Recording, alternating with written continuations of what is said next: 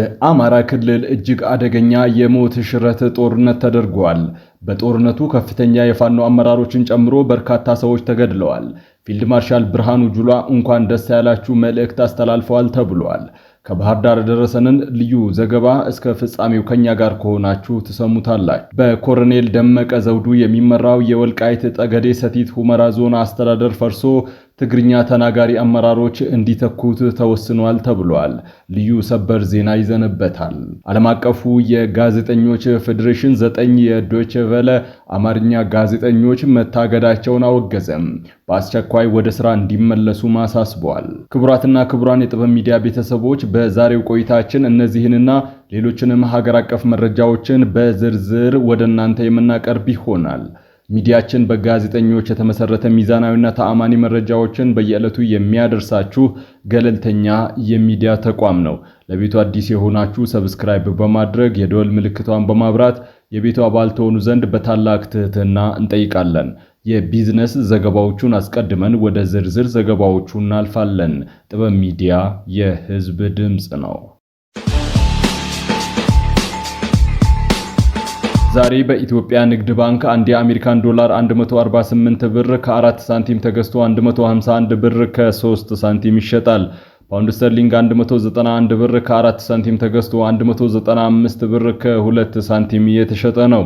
የአውሮፓ ዩሮ 171 ብር ከ1 ሳንቲም ተገዝቶ 174 ብር ከ6 ሳንቲም ይሸጣል። የስዊዝ ፍራንክ 181 ብር ከ1 ሳንቲም ተገዝቶ 184 ብር ከ7 ሳንቲም ይሸጣል። የኩዌት ዲናር 474 ብር ከ7 ሳንቲም ተገዝቶ 484 ብር ከ2 ሳንቲም ይሸጣል። የቻይና ዩዋን 20 ብር ከ4 ሳንቲም ተገዝቶ 20 ብር ከ8 ሳንቲም በዛሬው ዕለት እየተሸጠ ነው። አንድ የተባበሩት አረብ ኤምሬት ድርሃም 40 ብር ከ4 ሳንቲም ተገዝቶ 41 ብር ከ2 ሳንቲም ይሸጣል። የሳውዲ ሪያል 39 ብር ከ5 ሳንቲም ተገዝቶ 40 ብር ከ3 ሳንቲም እየተሸጠ ነው።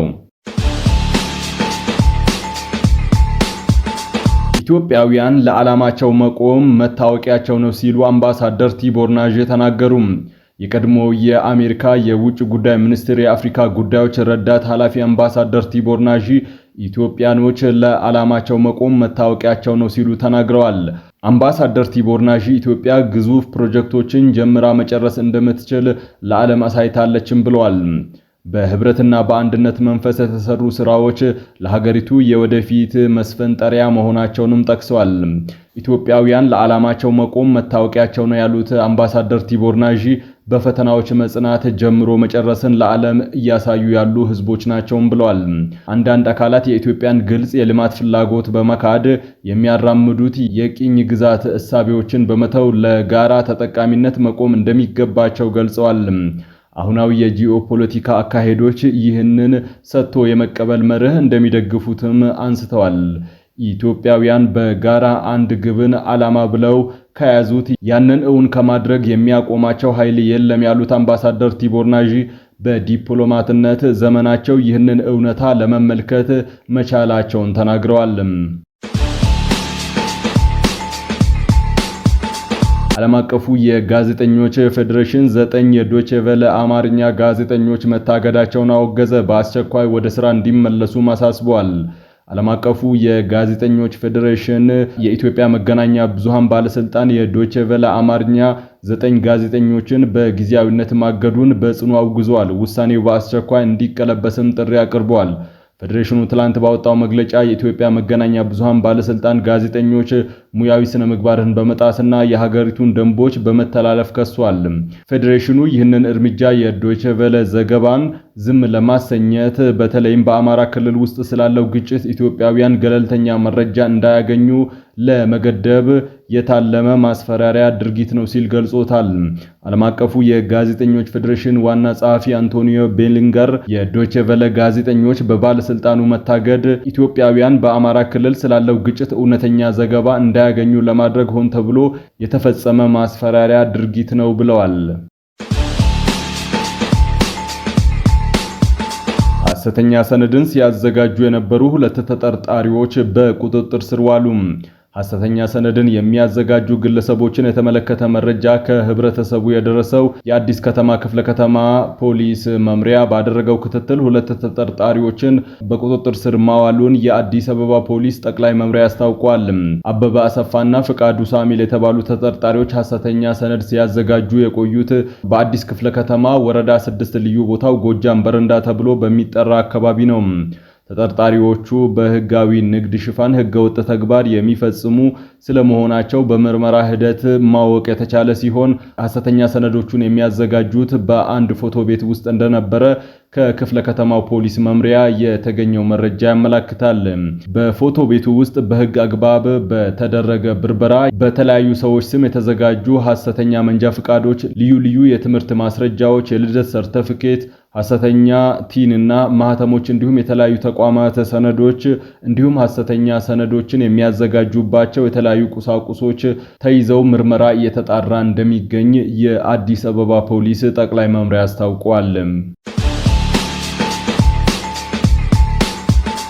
የኢትዮጵያ አየር መንገድ 21ኛውን ኤርባስ A350 አውሮፕላን በዛሬው ዕለት ተረከበ። አውሮፕላኑ እጅግ ዘመናዊና እስከ 340 ሰዎችን የመጫን አቅም ያለው ሲሆን የአየር መንገዱ ለደንበኞች እየሰጠ ያለውን አስተማማኝና ምቹ አገልግሎት ይበልጥ የሚያጠናክርና በአቪዬሽን ኢንዱስትሪው ያለውን የመሪነት ሚና የሚያስቀጥል ነው ተብሏል። የኢትዮጵያ አየር መንገድ ወደፊት ሌሎች ኤርባስ A350 900 እጅግ ዘመናዊ አውሮፕላኖችን ለመቀበል በሂደት ላይ መሆኑ ተጠቁሟል። የኢትዮጵያ እስልምና ጉዳዮች ከፍተኛ ምክር ቤት በሰሞኑ በምስራቅ አርሲ ዞን በኢትዮጵያ ኦርቶዶክስ ተዋሕዶ ቤተክርስቲያን ምዕመናን ላይ የተፈጸመውን ሃይማኖት ተኮር ግድያ አወገዘም። በኦሮሚያ ብሔራዊ ክልላዊ መንግስት በአርሲ ዞን አስተዳደር በጉና ባርቲ በሸርካና በሆሎንቆ ዋቢ ወረዳዎች ውስጥ በሚገኙ የኢትዮጵያ ኦርቶዶክስ ተዋሕዶ ቤተክርስቲያን እምነት ተከታዮች ላይ ጥቅምት 14 እና 15 2018 ዓመተ ምህረት እንዲሁም ጥቅምት 18 እና 19 2018 ዓመተ ምህረት ወገኖቻችን ላይ በተኙበት ማንነታቸው ባልታወቁ ታጣቂዎች በአሰቃቂ ሁኔታ መገደላቸውን የኢትዮጵያ ኦርቶዶክስ ተዋሕዶ ቤተክርስቲያንና የኢትዮጵያ ሃይማኖት ተቋማት ጉባኤ ካወጣቸው መግለጫዎች ለመረዳት ችለናል ያለው ጠቅላይ ምክር ቤቱ በደረሰው አሳዛኝ ጉዳት የተሰማውን ከፍተኛ ሐዘን ገልጿል። ለቤተሰቦቻቸው እንዲሁም ለመላው የኢትዮጵያ ኦርቶዶክስ ተዋሕዶ ቤተክርስቲያን እምነት አማኞች መጽናናትንም ተመኝቷል። መንግስት የሰው ልጅን በዚህ አይነት አሰቃቂ ሁኔታ ህይወታቸው እንዲያልፍ ያደረጉ አካላትን በመከታተል ለህግ እንዲያቀርብም ጥሪ አቅርቧል። ምክር ቤቱ አያይዞም በዚህ ጥቃት የእስልምና እምነት ተከታይ የሆኑ ምዕመናንም መገደላቸውን አስታውቀዋል። የከተማ የህዝብ ማመላለሻ አውቶቡሶች የቴክኒክ ብልሽት ካልገጠማቸው ወይም የሚታወቅ ችግር ካልገጠመ በስተቀር ከ20 ደቂቃ በላይ አገልግሎት ማቋረጥ እንደማይችሉ የአዲስ አበባ ከተማ አውቶቡስ አገልግሎት ድርጅት አስታወቀ። ይህንን ህግ የተላለፈ የአውቶቡስ አሽከርካሪ ወይም ትኬት ቆራጭ ተጠያቂ እንደሚያደርግ ድርጅቱ አስጠንቅቋል። ይህ አሰራር የተዘጋጀው ዜጎች በቂ የትራንስፖርት አገልግሎት በማጣት እንዳይጉላሉ፣ ረጅም ሰልፎች እንዳይፈጠሩ ለመከላከል እንደሆነ ገልጿል።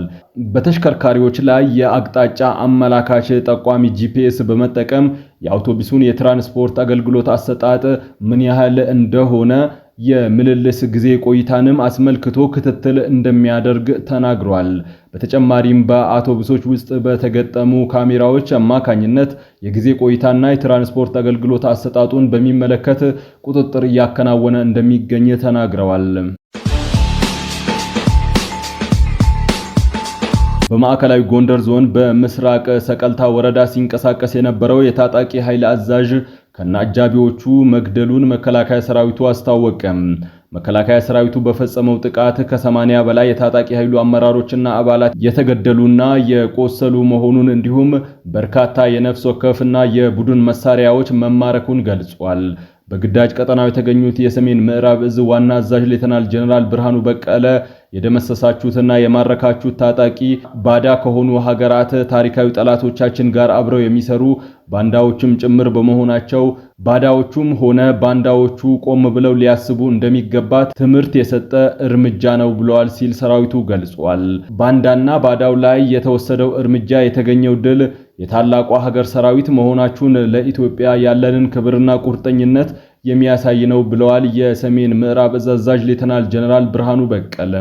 ክፍለ ጦሩ ድል ብርቁ አይደለም ያሉት ሌተናል ጀነራል ብርሃኑ በቀለ እንደ ክፍለ ጦሩ ከዚህ በፊት ባካሄዳቸው ስምሬቶች ሁሉ ድል አስመዝግባቸዋል። የዛሬው ድል ግን ለየት የሚያደርገው በዜሮ ኪሳራ ባንዳዎችንና ተላላኪዎችን በመደምሰስና መማረክ መቻላችሁ ነው ብለዋል። እናንተ ዛሬ ተዋግታችሁ ያሸነፋችሁት የኢትዮጵያውያን የጀግንነት ወኔና ስለ ንቦና ተላብሳችሁ ህገ መንግስታዊ ተልእኳችሁን ተረድታችሁ በሰለጠነ ወታደራዊ ሳይንስና ጥበብ በመታገዝ ያስመዘገባችሁት ድል ወገንን የሚያኮራ ጠላትን አንገት ያስደፋ አንጸባራቂ ድል በመሆኑ ልትኮሩ ይገባል ካሉ በኋላ ድሉ መላው የመከላከያ ሰራዊታችንን የሚያኮራ በመሆኑ የጦር ኃይሎች ጠቅላይ ኤታማዦር ሹም ፊልድ ማርሻል ብርሃኑ ጁላ እንዲሁም የመከላከያ ከፍተኛ አመራሮች እንኳን ደስ ያላችሁ መልእክት አስተላልፈዋልም ብለዋል። በክልሉ የሚንቀሳቀሱ ታጣቂ ኃይሎች ተፈጸመባቸው የተባለውን ጥቃት በተመለከተ ይህ ዜና እስከተጠናከረበት ጊዜ ድረስ ያሉት ነገር የለም። በታጣቂ ኃይሉ በኩል የሚሰጥ ምላሽ ካለ ተከታትለን የምናቀርብላችሁ ይሆናል። ኮሎኔል ደመቀ ዘውዱን ጨምሮ የወልቃይት አመራሮች ትግርኛ ተናጋሪ እንጂ አማርኛ ተናጋሪ አይደሉም ሲሉ አቶ ጌታቸው ረዳ ተናገሩ። አቶ ጌታቸው ረዳ በትላንትናው ዕለት ስለ ሁመራ ቆይታቸው አነጋጋሪ ቃለ መጠይቅ ሰጥተዋል። በቃለ መጠይቃቸው እነ ኮሎኔል ደመቀ የሚመሩት አስተዳደር እንዲፈርስ መወሰኑን ተናግረዋል። ከዚህ ባለፈም አሁን የወልቃይትን የሚያስተዳድሩ አመራሮች ትግርኛ ተናጋሪ እንጂ አማርኛ ተናጋሪ አይደሉም ብለዋል። በአማራ ክልልና በትግራይ ክልል አዋሳኝ አካባቢ የሚገኘውና በሁለቱ ክልሎች መካከል ለክፍለ ዘመናት ያክል ይገባኛል ጥያቄ ሲነሳበት የቆየው ወልቃይት በኢትዮጵያ ፖለቲካ ውስጥ ወሳኝ የሚባል ቀጠና ነው። ወልቃይት ላለፉት 27 ዓመታት በትግራይ ብሔራዊ ክልላዊ መንግስት ስር ተዋቅሮ የቆየ ሲሆን በህወሓትና በፌደራሉ መንግስት መካከል የተቀሰቀሰውን ጦርነት ተከትሎ ወደ አማራ ብሔራዊ ክልላዊ መንግስት ተካሎ ይገኛል። ወልቃይት ጠገዴ፣ ዳንሻና እንዲሁም ሰቲት ሁመራ የተባሉ ቦታዎችን የሚያጠቃልለው የአሁኑ ወልቃይት ጠገዴ ሰቲት ሁመራ ዞን የህወሓት አመራሮች በተደጋጋሚ ወደ ትግራይ ክልል እንዲመለስ ሲጠይቁ ቆይተዋል። በኮሎኔል ደመቀ ዘውዱ የሚመራው አስተዳደር ዘብ የሚል ታጣቂ ኃይል በማደራጀት በዞኑ የሚሰነዘር ጥቃት ካለ ለመከላከል ዝግጁ መሆኑን ሲገልጽ ቆይቷል። እንዲሁም በትግራይ ክልል ከህወሓት አፈንግጦ የወጣና የህወሓት ዋነኛ ተቀናቃኝ የሆነው በፌደራል መንግስት ድጋፍ እንደሚደረግለት የሚነገረው የትግራይ ሰላም ኃይል ታጣቂዎች በአካባቢው እንደሚንቀሳቀሱ ይነገራል። ክቡራትና ክቡራን የጥበብ ሚዲያ ቤተሰቦች ለሰዓቱ የመራረጥናቸው ዘገባዎች በዚህ አብቅተዋል። ከኛ ጋር በመሆን መረጃን ከጥበብ ስለተከታተላችሁ ከልብ እናመሰግናለን። ጥበብ ሚዲያ በጋዜጠኞች የተመሰረተ ሚዛናዊና ተአማኒ መረጃዎችን በየዕለቱ የሚያደርሳችሁ ገለልተኛ የሚዲያ ተቋም ነው። ለቤቱ አዲስ የሆናችሁ ሰብስክራይብ በማድረግ የደወል ምልክቷን በማብራት የቤቱ አባል ተሆኑ ዘንድ በታላቅ ትህትና ጋብዘን ተሰናበትን። ሰላም።